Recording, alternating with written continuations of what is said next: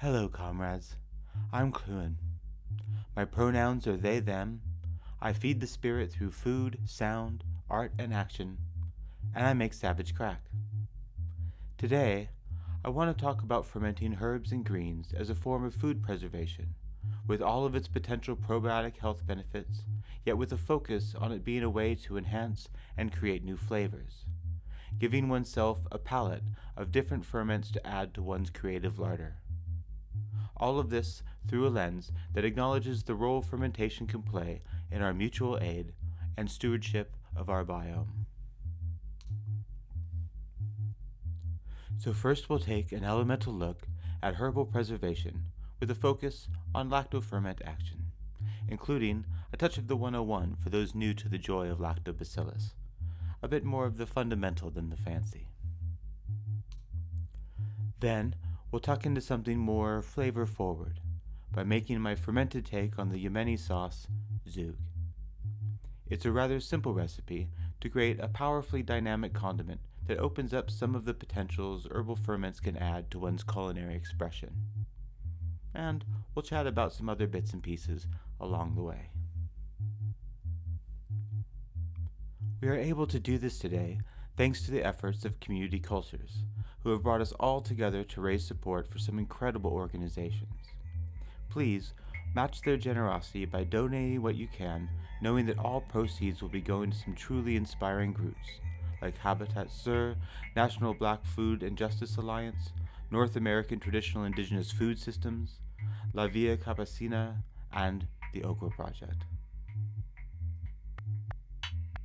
There are several good reasons to put some focus on herbs for our creative larder. They're obviously flavorsome, transferring the most simple ingredients into a whole spectrum of delight. They're medicinally useful and develop more nutritional elements when fermented. And, importantly, they have the potential to be widely accessible, providing a potential introduction to both new and traditional ways of cooking and sharing. With some physical and environmental exceptions, herbs can be an accessible way to connect with the land, whether through gathering within your surrounding area, wildcrafting, gardening, or simply growing a few things in a windowsill. This is also reflected in how the ability to combine flavors opens up one's creative path. This reveals the interconnected stewardship of growing and transforming, all while increasing the nutrition and joy in the foods we share. Now, there are plenty of ways to preserve our delicious seasonal greens and herbs. For example, here in the west of Ireland, during the spring and early summer, we do a fair bit of wild garlic gathering. We'll blitz some of it with a touch of oil that we then pack into trays and freeze into handy cubes. Even better, we'll use salt to extract a brine from the leaves to create a ferment, transforming the flavor into something full of depth and complexity. Additionally, lacto-brine flower buds from wild garlic, as well as the seeds of nasturtiums, green yet not ripe elderberries, and others, make for some truly special capers.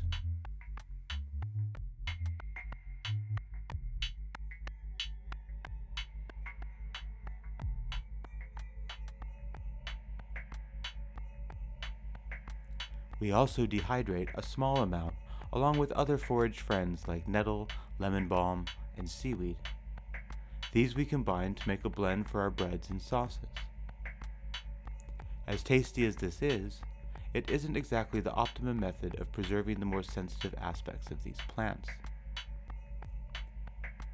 For though dehydration is a common, simple way to preserve our summer herbs, it's mostly effective for those strong perennials, like rosemary, thyme, oregano, and bay leaf.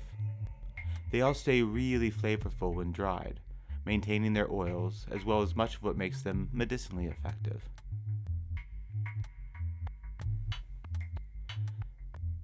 This is not the case for more delicate herbs like parsley, basil, tarragon, or coriander. Not to mention any greens we may want to preserve like the tops of beetroot, celery, or carrot, or ground elder and dandelion leaf. While these can all freeze well in a manner similar to our wild garlic, freezing does have some drawbacks. The most obvious one being the long-term dependence on electricity, which is less than ideal from a sustainability and access perspective. Dehydration and canning obviously circumvent that need, which is certainly ideal when considering the environmental and potential financial impacts. However, there's a transformational aspect of fermentation that's critical to consider. Not only is there an opportunity to propagate probiotics and potentially develop postbiotic nutritional elements, the flavors that you can create, well, they're just gorgeous. And that goes a long way to not just preserve life, but to create it and enrich it. Now, there are a few ways to ferment your herbs or greens. You could add an outside culture, like a brine from a previous ferment, a bit of kombucha or water kefir, and there's loads of joy to come from koji. Or, we start from scratch by creating an anaerobic, saline environment for the microbes within the plant to thrive. This is what we're going to do now. So let's get our hands in. To make a batch of fermented hot sauce, I recently acquired several kilos of carrots from a local farm. Big love to Annie Nolan. Carrots come with an abundance of greens, which I've previously used in some ferments, and they work well in chimichurris and pestos. It seems obviously wasteful not to use these in something, especially considering not everyone has access to a compost. However, they need to be used right away, and since they're drawing their water and nutrients from the very root we want to eat, they should be separated as soon as possible. This has led me to today's experimental demo. Since I have these greens on hand, I figured I would use them to show the basic principles of creating a lactobrine from the leaves. This is conveniently the same technique used with cabbage when making krauts. Also, it's a fair example of fermenting herbs or greens to create unique individual ingredients. Obviously, there's much joy in making krauts, kimchis, and other combinations, and we'll do a bit of that later. However, there's also much to be said about having a fermentation pantry, something with, say, some fermented tarragon, a jar of salt brine basil, that lovely wild garlic, in addition to such staples like a simple pickled onion, a jar of purpled cabbage, or preserved lemon. Beyond the practicality of preservation, this also opens up a lot of creative freedom in our cooking and sharing. Now, to accomplish this, we need to create that saline environment. To do that, we're going to need salt. We're also going to need a measure. A decent guide for lactofermentation is to use a 2 to 3% salt ratio to either the liquid in a brine or the total vegetable weight if extracting their liquid like we're doing here. With something like greens that can take a bit of salt and will ultimately be used as a sort of herbal seasoning ingredient later, I recommend leaning more towards 3%. This is also ideal if you're just getting started, as it makes for an incredibly safe, stable ferment. So, as an example, 1 liter of water would require 30 grams of salt, or a kilo of greens would require the same.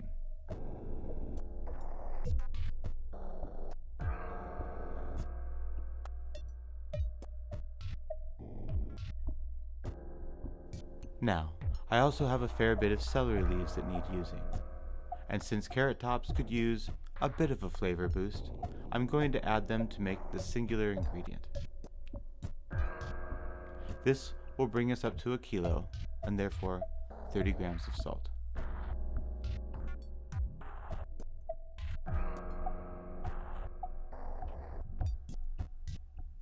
As you can see, I've been massaging these greens to help break down the cell walls to give the salt the opportunity to extract the water within the leaves.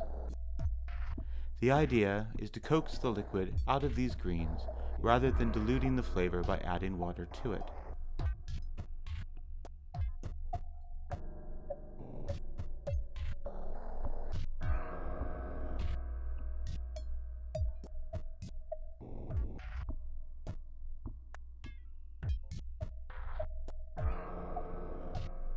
To help this along, we can cover and weigh them down to extract as much liquid as possible for a couple of hours, or even overnight.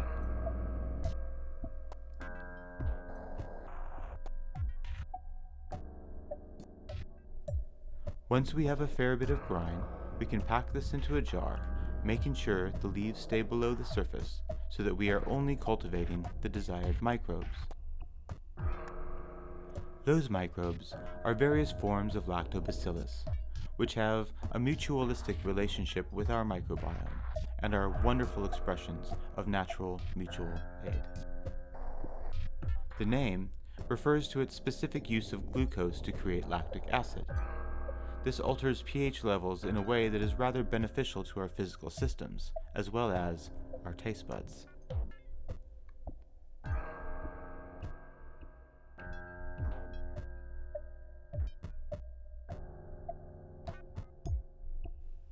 To help keep our leaves away from the air above the brine, we bring in what is called a cartouche, or a follower. This can be a large leaf, or some recycled plastic lid, or other food-safe material cut to purpose, like baking paper. This is then held down with a fermentation weight, a jar, or my personal favorite, river rocks.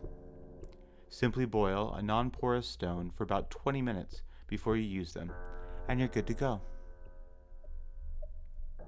Your herbs or greens will now ferment, needing some attention for the first week, as there will be gas building up in that jar, and they're going to need you to release it. Really, any time after about a week to 10 days, they can go into the fridge to slow fermentation, or if you have a good cool dark space or a root cellar, you can go into deep storage and they'll hang out for ages. Now, as much as I love to have a pantry full of individual fermented ingredients, and I definitely encourage you to do the same, I also wanted to take this opportunity to share something that could positively impact your culinary life through a simple jar of dynamic goodness. I have fermented various chimichurris, salsas, and pestos, and I highly recommend that you take the elements of the following recipe and apply it to any herbal blend or sauce and see how it transforms. For now, let's put together my take on the extraordinary deliciousness that is Zug. Here we have equal parts coriander and parsley. Feel free to tip that balance to preference as you play with the recipe. We also have a few heads of garlic and a couple of chilies, and again, less or more is up to you. Personally, I like this rather garlic forward, since I usually have other chili-based ferments around, like kimchi and hot sauce. We're also going to want a fair bit of cumin and 3% of the total weight in salt. The total weight of the herbs, garlic, and chilies is 270 grams, so I'm going to be using 8 grams of salt. The final star of this mix is cardamom. Being a big fan of simple ratios, that's 2 grams next to the 4 grams of cumin. Now, I've been in situations where I didn't have access to any cardamom. I'm in rural Ireland after all, and I made this without it, and it was still absolutely lovely. This is, however, a traditional element, and it really does add something unique to the party if you have access to it.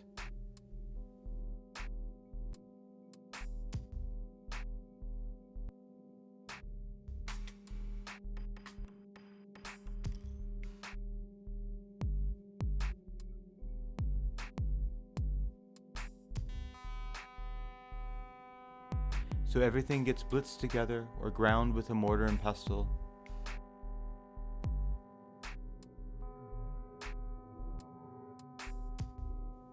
The texture you're going for is really a matter of preference and will be informed by how you're going to use it. For fermenting, I generally keep this fairly textural, knowing I can always get it smoother later if desired.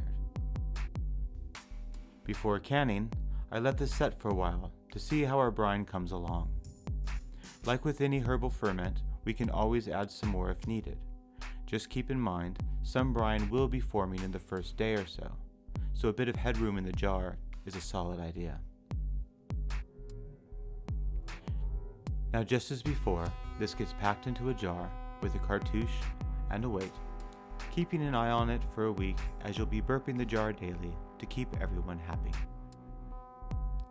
Traditionally, zug also comes with lemon and olive oil. After several different experiments, my preferred way to include these is after the primary ferment. I either add them during a secondary pureeing if going for a smoother texture, or just top the jar with lemon juice and olive oil vinaigrette before refrigeration. These are both also natural preservatives that will help keep the surface of our zug nice and tasty. I've also added it to things that contain olive oil and lemon, like a tabbouleh salad with a bit of preserved lemon, or use it as an ingredient in my falafels. Really, whatever your limitless imagination wants, you can get involved with. Having a simple yet complex item like this in your pantry can truly invoke some wonderful meals. I also do encourage you to play with making individual ferments of all kinds. The combinations become exponentially exciting the more you have to play with. And please, share and encourage others to play as well. Food is a potentially boundless landscape to explore together and express our mutuality and our visions. Now, if you take away anything from this video beyond some basic fermentation tips, a bit of B-roll, and a sauce recipe, let it be the knowledge that fermentation is about creating, transforming, and mutual transmutation, something that goes beyond preservation. In addition to their ability to provide sustenance, access to herbs, greens, and other simple ingredients has the potential to provide us with tools to make something wonderful. Fermentation can make for a diverse and accessible artistic food practice that can help us shape one's worldview, opening new possibilities of being, sharing, healing, and engaging in and understanding mutual aid. Making in this way, as a creative microbial steward, has added a depth of insight to me that I feel increases one's capacity for empathy, a capacity that is essential for us to find balance, to live deeply, and to thrive together as a biome. Well, thank you so much for watching, and big love to Community Cultures for bringing us all together for such a wonderful opportunity to share. Again, please donate what you can so we can continue to contribute to aiding the work of the remarkable groups being supported by this event. I do trust that you'll keep feeding the spirit and ferment for life. Ciao for now.